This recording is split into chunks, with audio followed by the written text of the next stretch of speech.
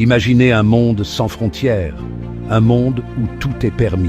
En mathématiques, les fonctions n'ont pas ce luxe. Elles ont des règles. Ces règles s'appellent le domaine et l'image. Elles déterminent ce qui entre et ce qui sort.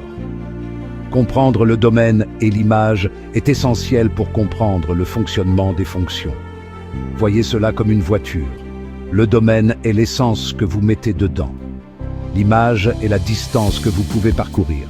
Dans ce guide, nous allons explorer ces concepts en détail.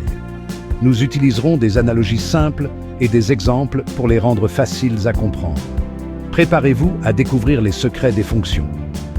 Commençons notre voyage dans le monde fascinant du domaine et de l'image. Préparez-vous à voir les mathématiques sous un tout nouvel angle. Pensez à un distributeur automatique.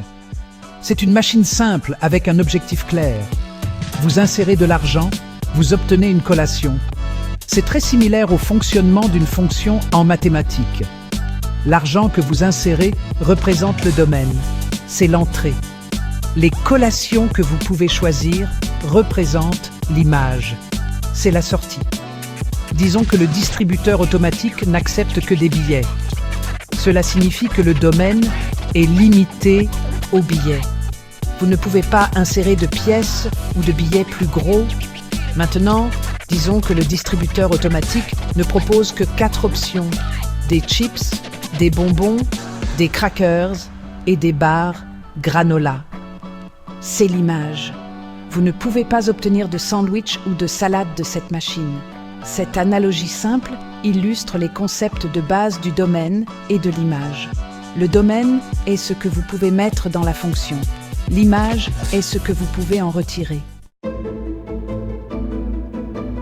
Le domaine d'une fonction est comme une liste VIP, une liste spéciale qui décide qui entre et qui ne le fait pas. Seules certaines entrées sont autorisées, tout comme seules certaines personnes sont autorisées à entrer dans un club exclusif. Ces entrées autorisées sont les valeurs de X dans une équation, les nombres qui font fonctionner la fonction correctement. Mais comment savoir ce qui est autorisé et ce qui ne l'est pas? Comment déterminons-nous les VIP du monde des fonctions? Il existe quelques règles qui nous aident à le découvrir. Une règle importante est que vous ne pouvez pas diviser par 0. C'est un grand non mathématique. Donc, si vous avez une fonction comme f de x égale à 1 divisé par x, le x ne peut pas être 0. 0 n'est pas sur la liste VIP ici. Pourquoi? Parce qu'un divisé par 0 est indéfini. Cela n'a tout simplement aucun sens dans le monde des nombres réels. Une autre règle importante concerne les racines carrées. Vous ne pouvez pas obtenir la racine carrée d'un nombre négatif, du moins pas avec des nombres réels. Cela ne fonctionne tout simplement pas. Donc, pour une fonction comme f de x égale à la racine carrée de x, le x ne peut pas être négatif. Les nombres négatifs ne sont pas autorisés. Il doit être égal à 0 ou à un nombre positif. Seules ces valeurs figurent sur la liste VIP pour cette fonction. Ce ne sont là que 2 exemples de règles qui régissent le domaine d'une fonction. Il existe d'autres règles, selon la fonction avec laquelle vous travaillez. Mais l'idée de base est la suivante. Le domaine consiste à trouver les valeurs de X qui font fonctionner la fonction. C'est comme essayer de savoir qui est sur la liste VIP. L'image d'une fonction concerne la sortie. C'est l'ensemble de toutes les valeurs IPKI possibles que la fonction peut produire. Ces valeurs sont déterminées par les règles spécifiques de la fonction. Repensez au distributeur automatique. L'image est comme la variété des snacks. Chaque snack représente une sortie possible. Vous insérez de l'argent, qui représente le domaine, et vous obtenez un snack, qui représente l'image. L'image dépend de la fonction et de son domaine. Le domaine est l'ensemble de toutes les entrées possibles. Prenons un exemple pour clarifier cela. Considérez la fonction f de x égale à x au carré. C'est une fonction simple mais puissante. Cette fonction élève au carré la valeur d'entrée, la transformant en une nouvelle valeur. Si nous limitons le domaine aux nombres positifs, l'image sera également des nombres positifs. En effet, la mise au carré d'un nombre positif donne toujours un nombre positif. Mais si nous autorisons n'importe quel nombre réel pour x, l'image sera tous les nombres non négatifs, y compris 0. Cela élargit les sorties possibles. En effet, la mise au carré de tout nombre, qu'il soit positif ou négatif, donne un nombre positif ou 0. Les entrées négatives deviennent également positives lorsqu'elles sont au carré. Donc, trouver l'image consiste à comprendre ce que la fonction fait à l'entrée et quelles sorties possibles peuvent être produites. C'est un concept crucial pour comprendre comment fonctionnent les fonctions. 5e section. Explorer le domaine et l'image à l'aide de graphiques. Les graphiques sont des outils puissants en mathématiques, offrant une représentation visuelle qui peut simplifier des idées complexes.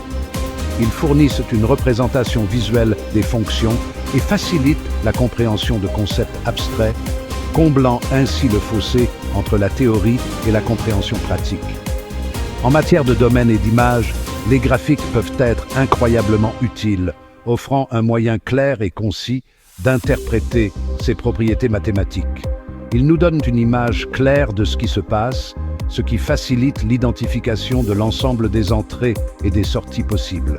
Le domaine est représenté sur l'axe des X, la ligne horizontale, qui montre toutes les valeurs d'entrée possibles.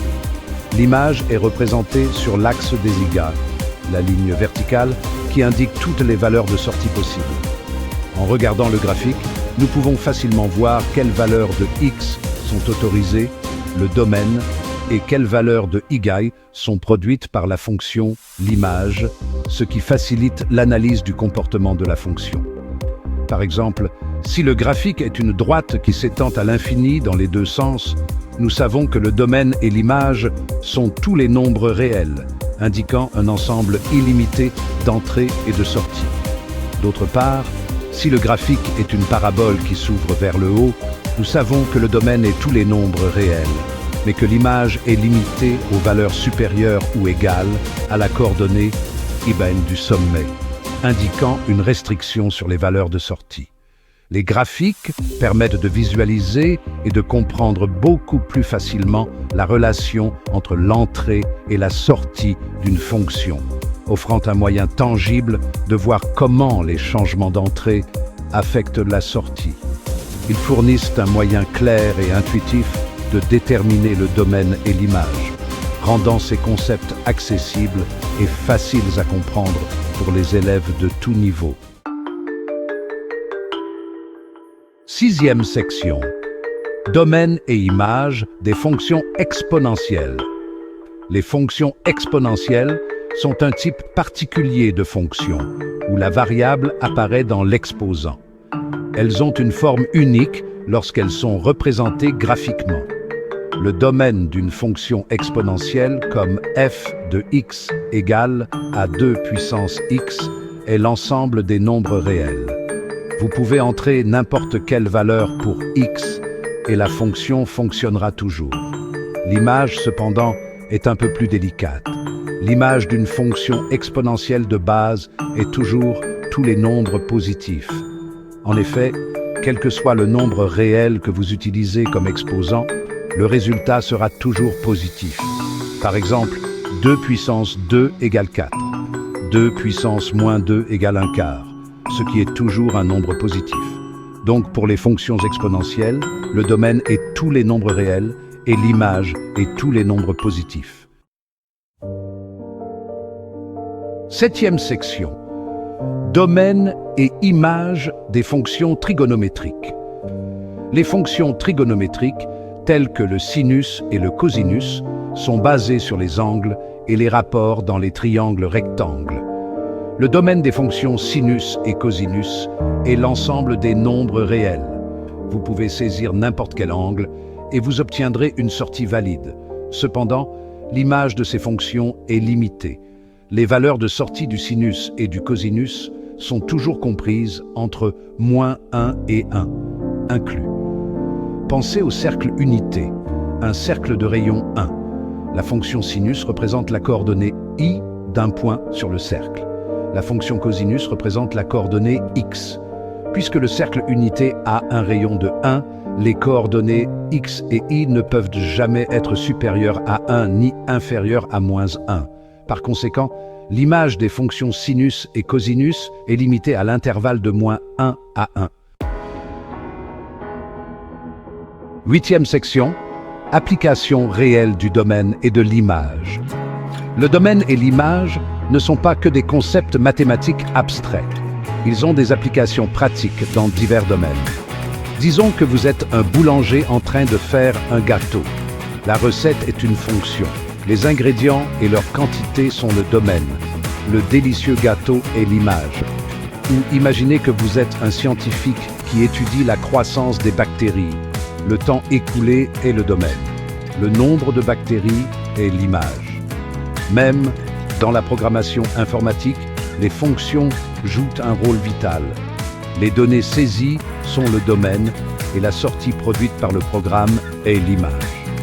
Le domaine et l'image nous aident à modéliser et à comprendre les phénomènes du monde réel, en définissant les limites et les possibilités de différentes situations.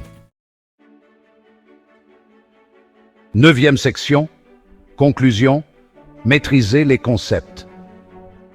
Comprendre le domaine et l'image est essentiel pour comprendre les fonctions. C'est comme connaître les règles d'un jeu avant de commencer à jouer. Nous avons exploré ces concepts à l'aide d'analogies simples, d'exemples clairs et de graphiques utiles.